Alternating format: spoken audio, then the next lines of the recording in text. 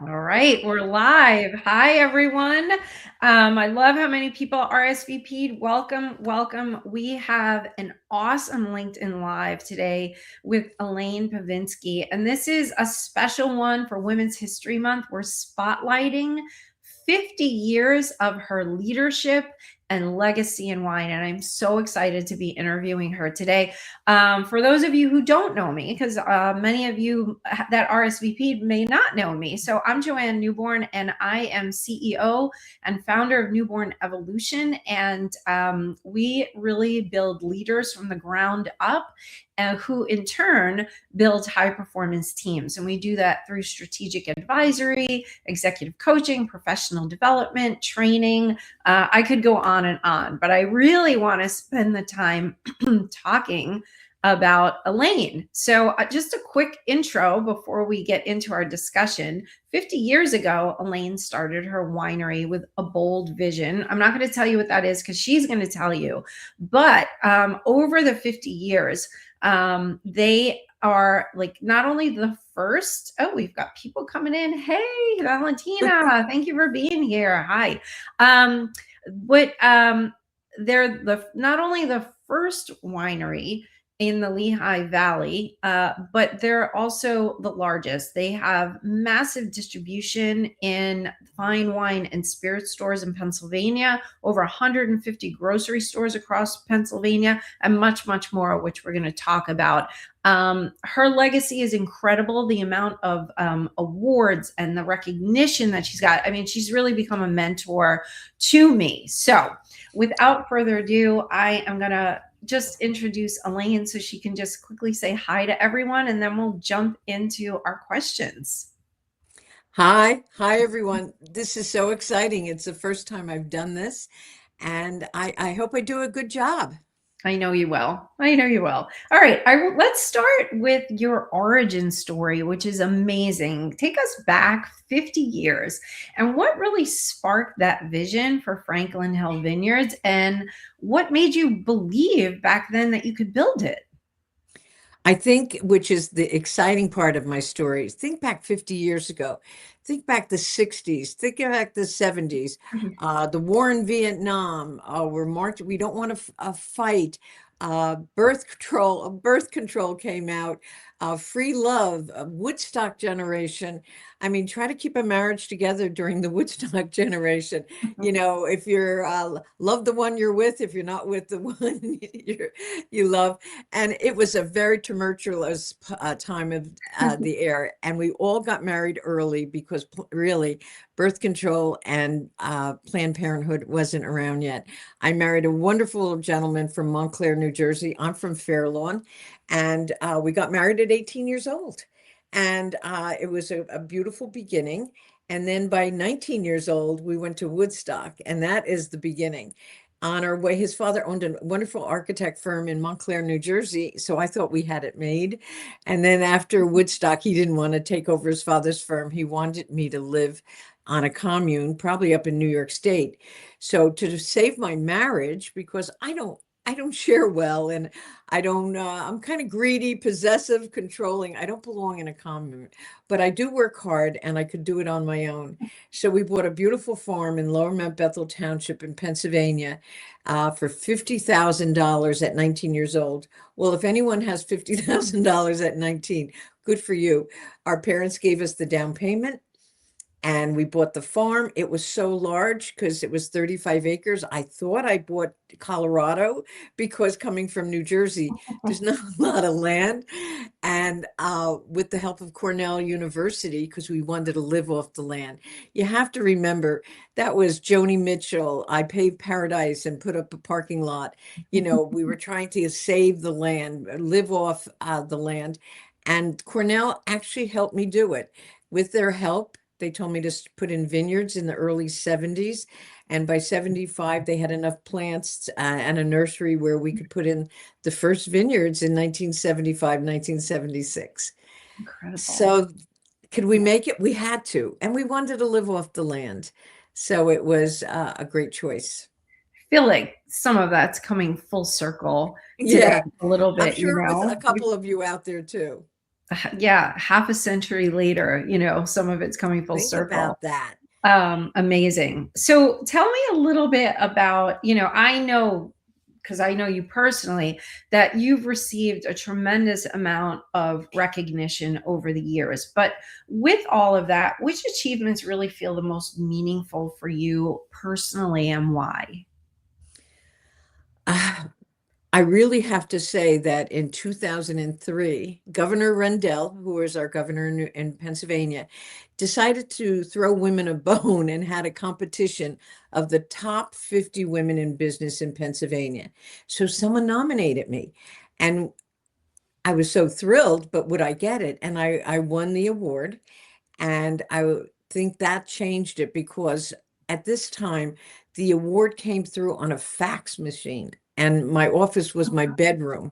This is where I was in those days.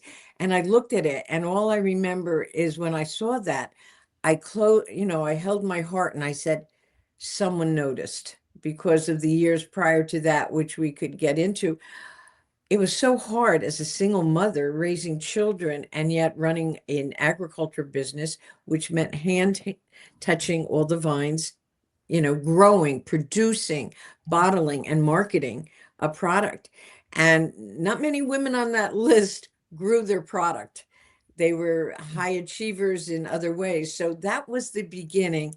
And I think everyone today wants to be seen and heard. But in those days, I was finally seen and heard, and that was pretty cool. That's amazing. I will say you've just gotten also a couple of more I know. recognition just in this month. And in fact, if you go to the website for Fine Wine and Good Spirits and you click on Women's History Month, you are the first person that comes up. So Could anybody, you believe that? yeah, I amazing. know.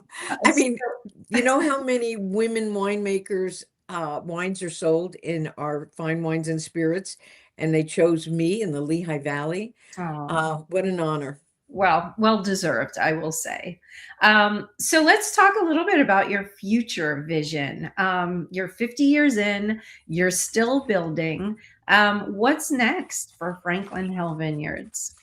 Well, I think we've given it much thought. Luckily, I have an heir. I have my son Adam Flatt, who is running the company with me now, and or should I say, running the company, and and I'm following along. For 46 years, running the wine industry, spirits or beer, it was easy. People were drinking, and sales were always continuing going up. However, in the last 3 years, anyone in our industry can say there has been a lot of changes, and less people are drinking, or marketing is getting harder. And but this is not going to stop us. I have a phenomenal son that is going to take it to the next level. He has a great team behind him. We have our Bonnie Peischer, who's with me 45 years as the executive winemaker, should I say.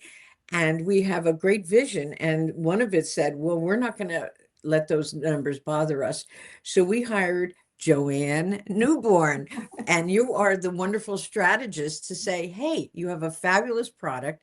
And you both do, Adam and his spirits and his bourbon and his RTDs. Let's move it into a safe and special direction. And I mean, because after all, I know you mentioned it, we're in over 300 fine wine and spirit stores. That's 73,000 units. So we're still recognized. And then 130, I would call them private owned New Jersey liquor stores, which is so different than Pennsylvania. I want to get into more. And with your help and with just our energy to move forward, but also to put out some of the best wines and spirits that we can. And then, you know what else has really changed our life is the Pennsylvania Liquor Control Board allowed in 2017, 2018 to sell wines in liquor store and supermarkets. So we thought, oh, who's going to note us back here in the Lehigh Valley? And sure enough, Wegmans was the first to take the opportunity, and he wrote to every farmer in Pennsylvania that was making wine, and you had to send 4 samples. Well, we were lucky to be awarded after 30 days with one of our famous wines called Sir Walter's Red. So we're in Wegmans, and then Wegmans prompted the Pennsylvania Fine Wines and Spirits, and that did Redner's, and then Giant, Weiss's, ShopRite. Let's talk about Walmart. Walmart has a program in Pittsburgh, and it's a pilot program. Who did they bring in? They brought in us because so many people in Walmart said, we want this Sir Walter's Red. What can we do? So with that, and then I even give credit to these privately owned supermarkets that are the mom and pops in local communities that carry local Pennsylvania wines, and we're like number one there. And that helps, because they could go and support Pennsylvania agriculture and the local community. Oh gosh, I could go on and on, but how about selling online? There's so many directions, and that's why I'm working with you. My son is working with you, and he's going to take it to another direction. We want to have a larger footprint and distribution in multi-states. Didn't you mention we talked about tri-states, Joanne? Yeah, actually, I think you're also shipping to like 9 different states with online sales as well. And thank you for the shout out. And I think, once I spent over 20 years in the beer, wine, and spirits industry. And so, from a strategic lens, coming in and seeing this and looking at all the tremendous amount of success that you've had, but then also looking at all the potential, right? Like we come in and we will take a look at organizations and say, here's where the gaps are, and here's how we're going to close the gaps. And sometimes you just need a strategist and some professional development to be able to close those gaps where, that when you're in it every day, you can't always see it. Like someone who comes in who's looking at it from a 40,000 foot view can see the whole picture, right? Without like being in it day to day. So I am super excited about what we're working on to get multi-state distribution, a distributor partner in multi-states to get you into more supermarket chains and really expand your footprint even in Pennsylvania itself. So and then getting into more local retail outlets as well. So what's really exciting is that the majority of people that I talk to in the industry right now, are really down in the dumps. This is a very difficult time for the industry, right? This is unprecedented times for the industries. A lot of wineries, as you know, some of your neighbors and competitors are ripping up the vines, which absolutely breaks my heart. And yet here you are as this leader who's like, no, that now is the time to expand. And I think that is massively smart because there are going to be people from a resilience perspective that only see the negative and that they're going to continue to decline. And there are people like you who are really visionaries. And I really mean that, that you're a visionary. And they're like, here's where we're going to lean in even more and go bigger. So I'm so excited. I am too, but I have to say the excitement and the credit is Adam. He is such a visionary, and he is such a great marketer and a strategist. And I'm so happy that the two of you have such a great relationship because he sees the future. He has the vision going forward. Great. And that's what you need. All companies need that next generation, second, third generation to have a different vision and one that's more exciting and change. I did it one way and it worked, but we have to change it. And with him taking on the helm, I'm so happy that I can maybe retire and be and just come in and just enjoy the customers. So that is a great relief for me. Good. And you said it. And I'm going to read a couple of comments before I ask you the next question. But you said it. You have to be willing to change. And I think that people don't know how to change. They don't know how to pivot. That's why having an expert come in and help. But not only that, like from the mindset perspective, right? Like your team is really open to change and they want to see the vineyard and the winery grow. And that is, also big roadblocks for a lot of other companies as well. People have been in the business for a long time. It's like, this is the way we've always done things. And it's really difficult to pivot when they need to pivot. And now is the time when organizations need to pivot, because we've never seen anything like this in the industry before. I know, I know. And I'm kind of excited of the new challenges. You have to remember when I started at 18, 19 years old, women couldn't buy land. We couldn't get a mortgage. I couldn't get a credit card. Everything had to be in the husband's name or your partner's name. And Adam saw that. He saw the challenges when I finally, with the help of Ruth Bader Ginsburg, making it a law that you have to allow women a mortgage if she's eligible. And he saw the challenges that I went through, and he is welcoming. And he has a great vision of the future because he has a daughter that he's educating, and he wants a better future for her. And I have a lucky team behind me. Cheryl Painter is just, she's my general manager, but she's also a mentor to me. Awesome. I want to read a few comments because they're really lovely. Okay. Elaine is such a pioneer. She is so remarkable. This is such an impressive origin story that you shared. Thanks for painting a picture of the times. And then Eric is saying Elaine is absolutely an inspiration. And Valentina said that's impressive. 300 stores, 75,000 units. Love that Wegmans was the first to jump on that opportunity. So let's talk a little bit more in terms of your leadership lens. Again, 5 decades of leadership.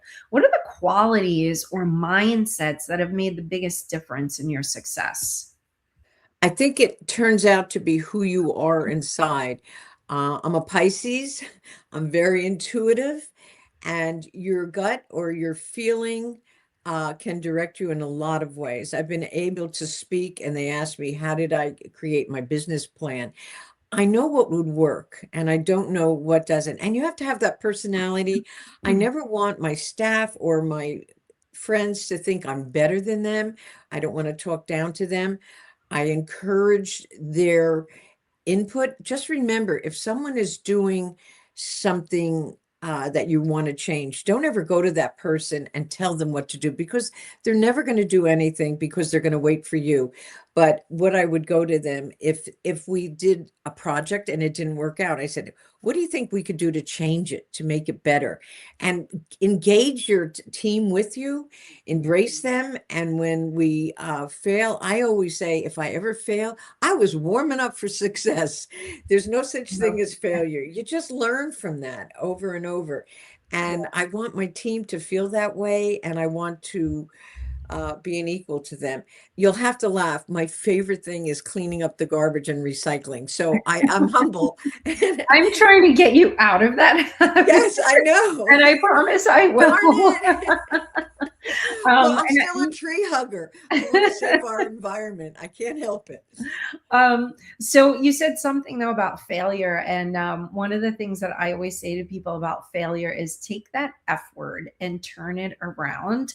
I don't really see anything as being a failure. I see everything as feedback. So just use a different F word. That's a great.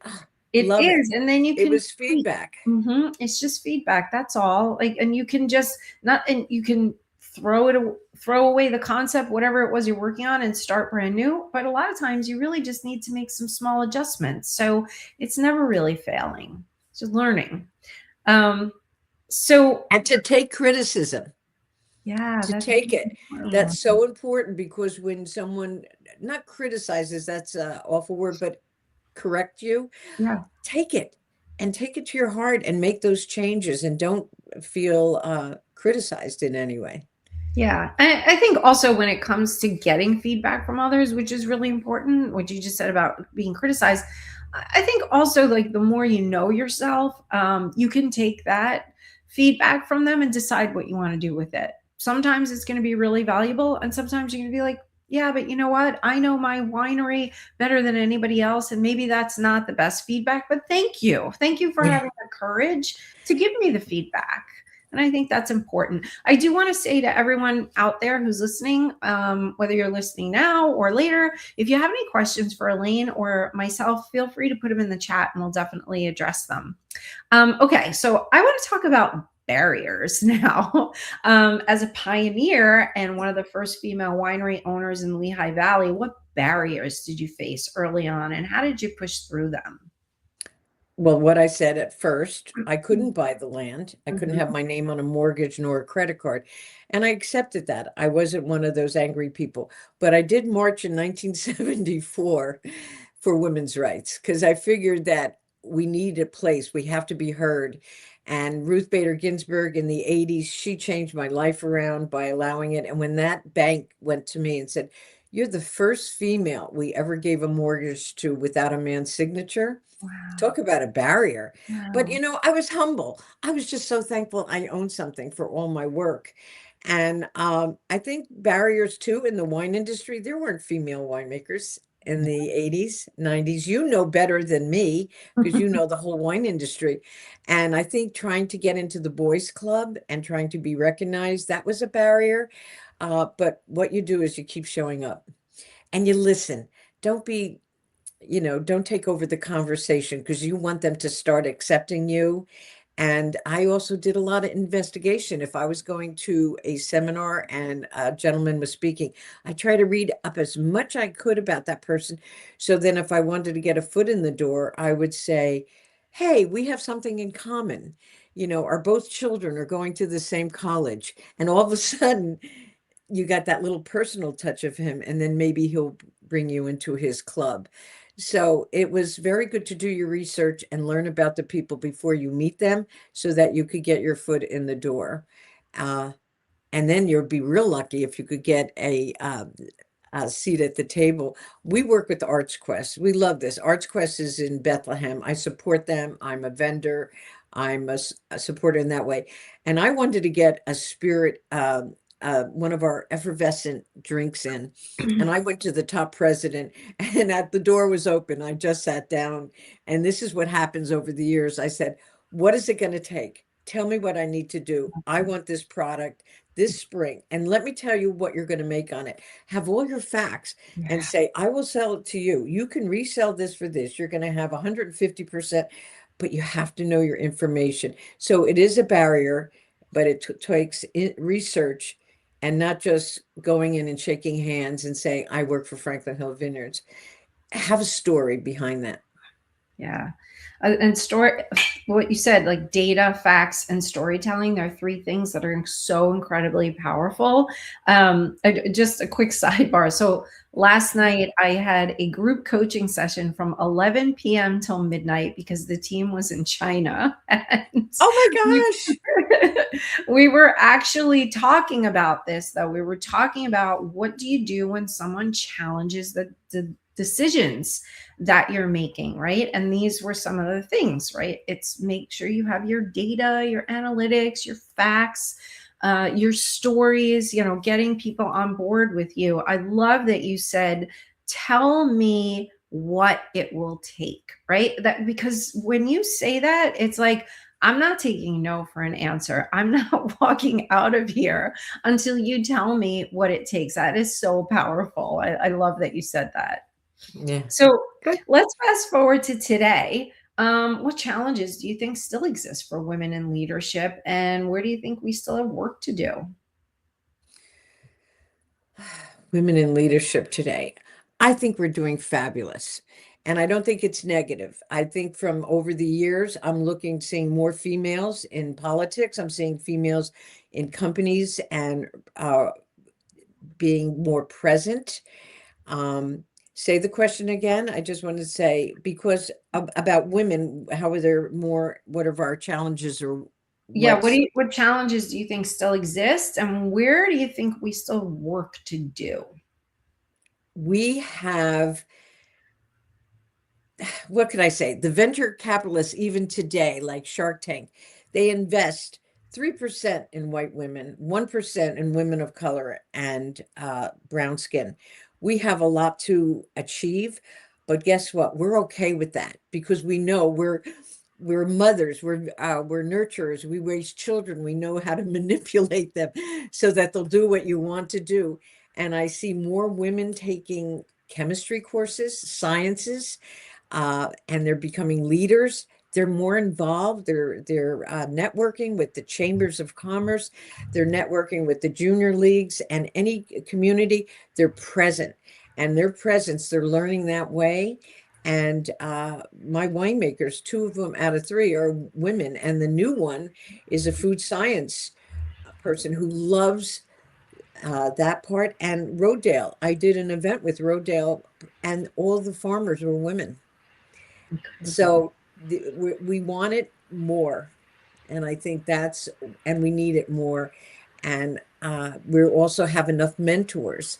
And in my early days, I had no mentors.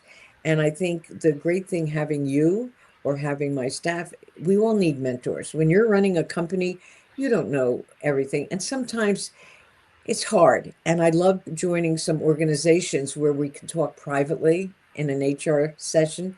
And I realize there's so many companies that have the same issues we have, whether it be with employees, with it be with money and budgeting and a vision. And everyone needs that. And I'm seeing more and more women supporting women. My motto has been, gosh, since 1974, no, since 2003, when Governor Rendell gave me that award of top 50 women, I lifted women that year. I lifted because women were never recognized in agriculture, in science, as winemakers, Yeah. as we could do budgets, we can run companies, and we could be mothers. We can cook. That wasn't my favorite. I rather work rather than cook. But we have so many great qualities as a female, and I think we know we have to try harder, and we're showing up.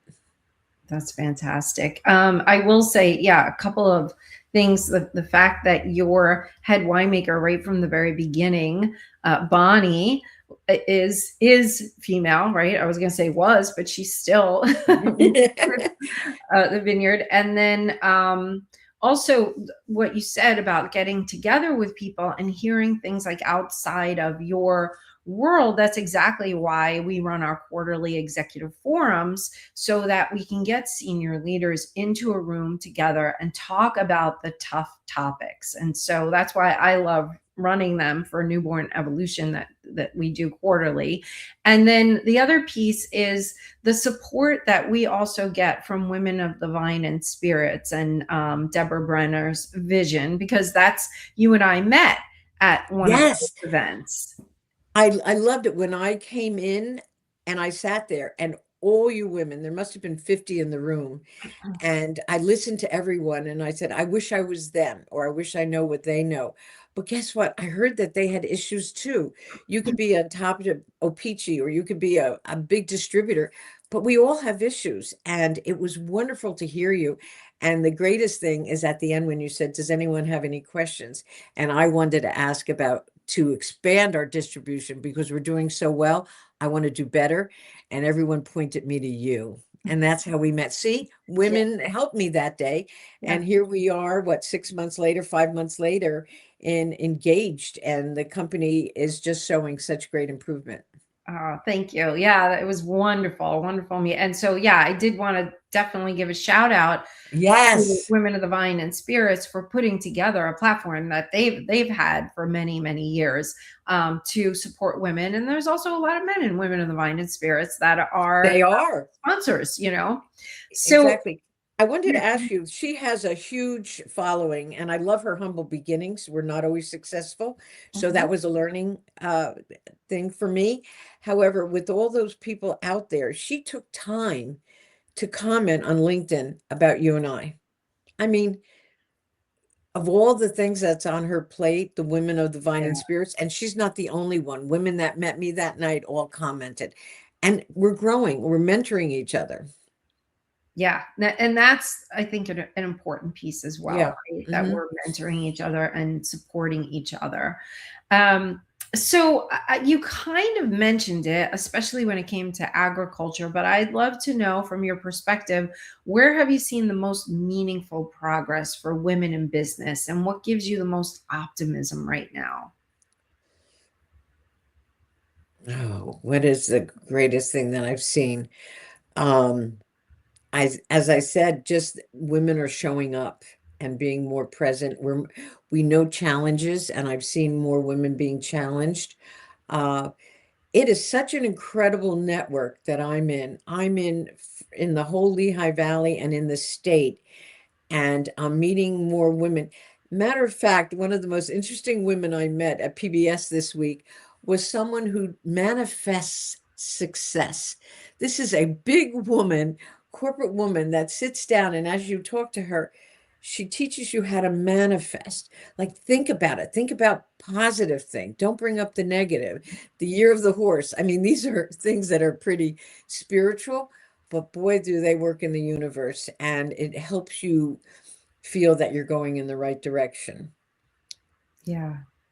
Yeah, absolutely. Mindset is such a Yeah. huge piece of success, of leadership. If we don't have the mindset for that, it doesn't really matter how many skills you have, hard skills, soft skills, all of that. If you do not have the mindset to overcome limiting beliefs, imposter syndrome, all the things that everyone Yes. experiences, because our mind has this section of it that is there for our survival and to keep us safe, right? And that's always going to give us doubts because it wants to go back to our comfort zone. So that piece and training that like a muscle is really imperative to actually be successful. So that's incredible. Like how positive you are. You can never, well, you can't, I guess we can, I can tend to be overly positive sometimes, but I also feel like you can never be too positive because that kind of keeps the momentum moving forward. Positive is so important, and your smile. Be happy. I love it when I have energetic people around me and I learn from them because I feed off their energy. If you come in like, wah, wah, and you're really down on things like that, you bring that energy. And we always said here, you bring the energy in the room. And when you come in negative, you bring everyone down. So be the positive energy in the room, smile, be humble. And my most important attribute I have to learn is to listen. we can all we can all own Oh, I got to learn to that. listen and be quiet. I think I have so much to tell everyone, but I've got to learn to listen. There's a couple more really great comments that I wanted to read. Sarah said, I love Women of the Vine and Spirits. Great shout out. Bonnie, your head winemaker, said, what a great story we have. So honored to be part of Elaine's story. Thanks to her for allowing me to learn the things I have over the 40 plus years of being here. That's incredible. And Bonnie, like you're incredible, right? Being a female winemaker for the past 40 years is just incredible and more to come. And And then you're talking about someone who wasn't trained. This is a girl that has great work ethics, and she wanted to learn. She's a great mechanic. And how many women in the 70s and 80s were mechanics that could take parts, a machine apart or a pump apart and fix it? And if we didn't know how to fix it, we had resources. Our husbands or her husband would fix everything that we broke. So, and she was such a great worker. And I think she loved working just like me rather than being home as a housewife. We were just that kind of person. yeah, it's incredible. And David said, Elaine inspires all of us at Franklin Hill Vineyards every day. She's so genuine. And I think that's really true. You're genuine, you're authentic, you allow people to see, the areas where you said like you're okay with mistakes. Like that is really incredible. And that is a huge leadership quality, especially vulnerability. People are so afraid to show vulnerability, and yet it is a big leadership quality, in the right amount. And I think you really do have that quality as well. Okay, so I wanted to ask where, for everyone listening and they want to connect with you, because we did talk about finding a distributor partner, expanding Yes. your reach, expanding distribution. So for people that want to connect, collaborate, or maybe even have you as a speaker or be part of what you're building, what's the best way for them to get in touch with you? Do you mean by an email? Would that be something you're looking at? Yeah. Do you want them to connect with you on LinkedIn? Do you want them to connect with you Oh, on now email? LinkedIn has opened up many doors Mm-hmm. um, with me, and I saw that Valentina commented, and she ran a cute little course. She's like an emerging leader. I look at her, and she showed me the positivity and this event that we're doing right now today. But I definitely my son Adam is Adam at socialstill.com. I hope he's okay with me telling him that. Or me, I'm Elaine at franklinhillvineyards.com. Okay, great. What else? The LinkedIn, Facebook.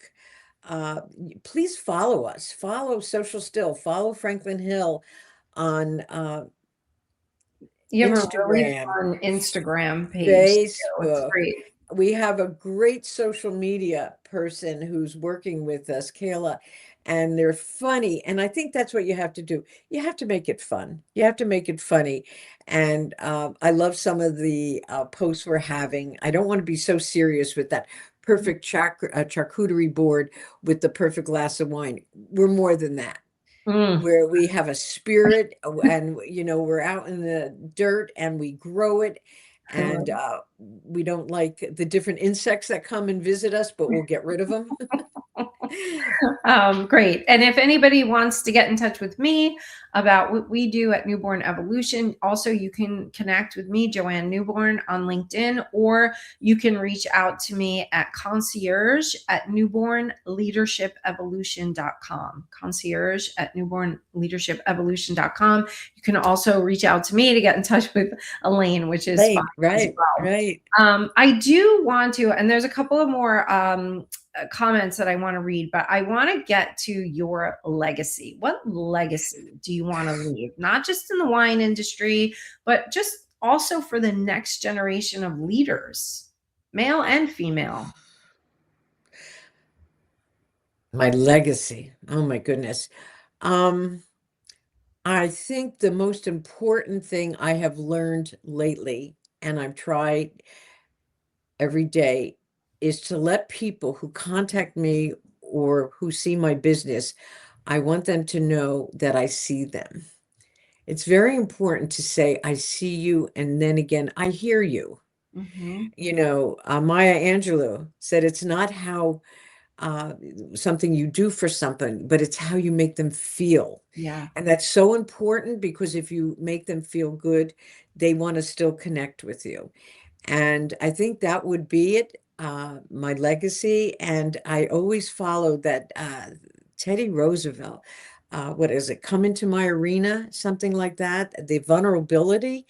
And I want to teach everyone out there that wants to try a business, or actively in a business, or have recently given up. Don't give up. It is so noble to go into that arena and have your face marred with sweat and dirt. And I'd rather fail gallantly and trying than being that critic on the outside and saying, oh, you should have done it this way, or you didn't do it this way. Or you'll be so, I think, what is the word I was trying to feel? You'll have no feeling of victory or defeat Wow. when you're a critic. So I think that's when I lead. Go try it. You know, be bold, be out there, and listen and see people. You can't solve everybody's problems. I look at so many people that just want to talk and just want to tell you the story. You can't make it better for them. But all you could say is, I see you and I hear you. I love that. I love that. So beautiful. And take that risk. And I love that you said be bold.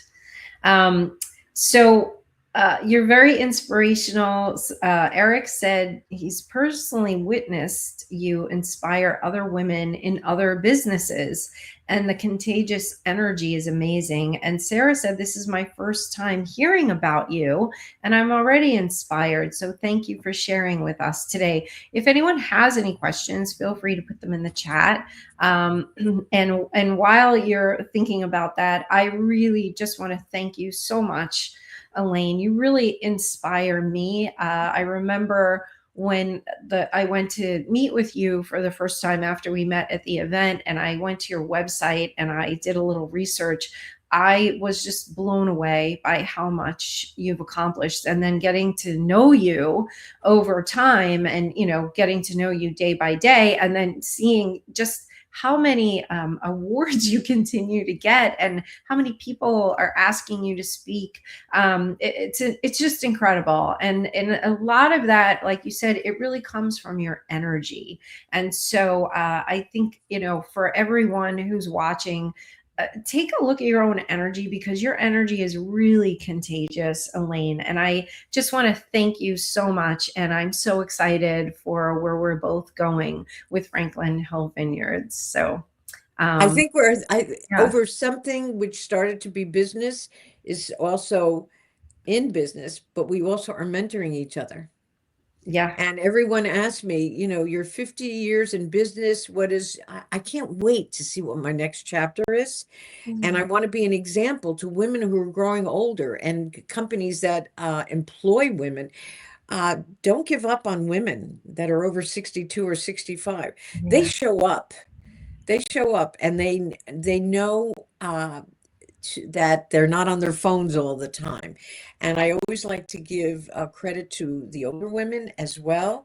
And I think the most important thing in anybody's life, whether you're 21 or you're 85 years old, you have to be needed. You have to wake up every day with a purpose. And Mm, I have that going for me. And I think that's why I can't wait to see what my next chapter is, love it. because I'm going to wake up every day looking for my purpose. And I'm also going to be needed. And I love mentoring young girls. But most important, they mentor me. They make me feel needed. They bring me into their circle of friends. We laugh together. I I put them in their place. I humble them, and I give them the courage that just follow your dream, but be aware and get the information behind you on whatever that can be. But I always have to laugh at this. You know how everyone, and this was my motto 5 years ago, find your passion. Yeah. Find your Yeah. passion. Well, guess what? Most people that tell you find your passion are millionaires. Really, I was reading that. You're millionaires. You Interesting. know what? Find what you're Yeah. good at. Do what you're good at and make money. And then when you make enough money at what you're good at, then you can find your passion and you're going to just soar. I do believe that they're connected, right? The first thing you said was find your purpose, right? And I think Yeah. purpose is connected to passion and Hmm. connected to people's strengths as well. I think we get off track because as we grow up, we're told what we should do. I'm sure you've heard the term, we're shoulding all over ourselves. What you should do. And a lot of people choose their career paths based on what either their schools or their parents or their families have told them what they should do. And that leads to people being very unhappy in their roles. But I think when you're connected to the things that really light you up, that make you feel jazzed up in the morning, and it's connected to where your strengths lie of what you're good at, Yeah.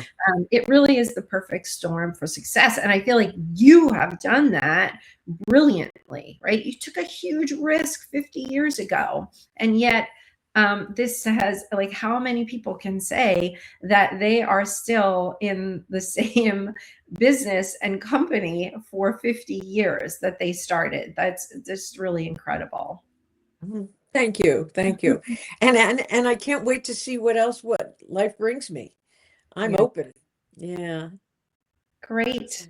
Well, I didn't see any questions come in, so I want to thank you. And this is Yeah. such a wonderful way to wrap Women's History Month with you. Oh, how about it? Yeah. Thank you, everyone out there that wants to elevate women and you're not threatened by us. I think that's the most important thing. We want to collaborate with men. We want to work together. We want to be one team, and they're not threatened by women's successes. I love it when men come to me and compliment me because they see the success that women can be, and they want women to be partners in their business and in decision making. And I'm so grateful. So everyone out there who can say that they are happy that women are succeeding and that we are rising in our community.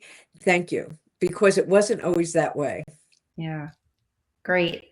Great note to end on. Thank you all for joining us. And Thank you, Joanne. we'll see Thank you you. for mentoring me. Thank you for mentoring me. You're very welcome. And thank you as Yeah. well. All right. Bye, everyone. Bye, everyone.